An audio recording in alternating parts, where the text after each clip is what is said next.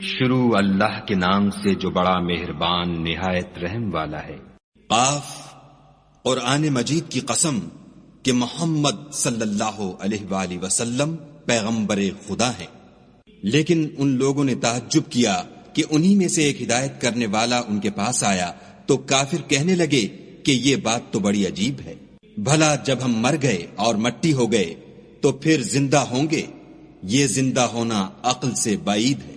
ان کے جسموں کو زمین جتنا کھا کھا کر کم کرتی جاتی ہے ہم کو معلوم ہے، اور ہمارے پاس تحریری یادداشت بھی ہے۔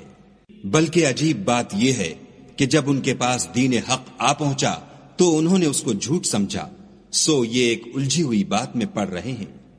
کیا انہوں نے اپنے اوپر آسمان کی طرف نگاہ نہیں کی کہ ہم نے اس کو کیوں کر بنایا اور کیوں کر سجایا، اور اس میں کہیں شگاف تک نہیں؟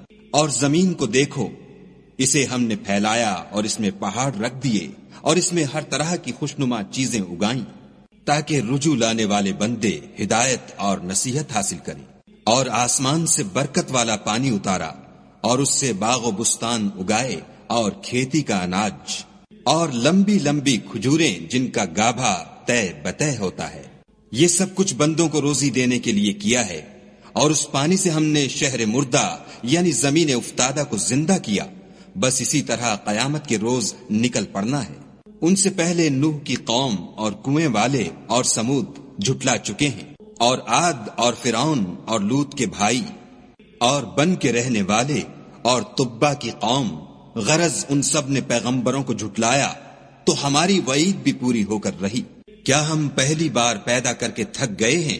نہیں، بلکہ یہ اثر نو پیدا کرنے میں شک میں پڑے ہوئے ہیں۔ اور ہم ہی نے انسان کو پیدا کیا ہے، اور جو خیالات اس کے دل میں گزرتے ہیں ہم ان کو جانتے ہیں، اور ہم اس کی رگے جان سے بھی اس سے زیادہ قریب ہیں۔ جب وہ کوئی کام کرتا ہے تو دو لکھنے والے جو دائیں بائیں بیٹھتے ہیں لکھ لیتے ہیں۔ کوئی بات اس کی زبان پر نہیں آتی مگر ایک نگہبان اس کے پاس تیار رہتا ہے، اور موت کی بے ہوشی حقیقت کھولنے کو طاری ہو گئی۔ اے انسان، یہی وہ حالت ہے جس سے تو بھاگتا تھا، اور سور پھونکا جائے گا، یہی عذاب کی وعید کا دن ہے۔ اور ہر شخص ہمارے سامنے آئے گا، ایک فرشتہ اس کے ساتھ چلانے والا ہوگا اور ایک اس کے عملوں کی گواہی دینے والا۔ یہ وہ دن ہے کہ اس سے تو غافل ہو رہا تھا، اب ہم نے تجھ پر سے پردہ اٹھا دیا تو آج تیری نگاہ تیز ہے۔ اور اس کا ہم نشین فرشتہ کہے گا کہ یہ اعمال نامہ میرے پاس حاضر ہے۔ حکم ہوگا کہ ہر سرکش ناشکرے کو دوزخ میں ڈال دو۔ جو مال میں بخل کرنے والا، حد سے بڑھنے والا، شبہ نکالنے والا تھا، جس نے خدا کے ساتھ اور معبود مقرر کر رکھے تھے، تو اس کو سخت عذاب میں ڈال دو۔ اس کا ساتھی شیطان کہے گا کہ اے ہمارے پروردگار، میں نے اس کو گمراہ نہیں کیا تھا بلکہ یہ آپ ہی رستے سے دور بھٹکا ہوا تھا۔ خدا کہے گا کہ ہمارے حضور میں رد و قد نہ کرو، ہم تمہارے پاس پہلے ہی عذاب کی وعید بھیج چکے تھے۔ ہمارے ہاں بات بدلہ نہیں کرتی، اور ہم بندوں پر ظلم نہیں کیا کرتے۔ اس دن ہم دوزخ سے پوچھیں گے کہ کیا تو بھر گئی؟ وہ کہے گی کہ کچھ اور بھی ہے، اور بہشت پرہیزگاروں کے قریب کر دی جائے گی کہ مطلق دور نہ ہوگی۔ یہی وہ چیز ہے جس کا تم سے وعدہ کیا جاتا تھا، یعنی ہر رجوع لانے والے حفاظت کرنے والے سے۔ جو خدا سے بن دیکھے ڈرتا رہا اور رجوع لانے والا دل لے کر آیا، اس میں سلامتی کے ساتھ داخل ہو جاؤ، یہ ہمیشہ رہنے کا دن ہے۔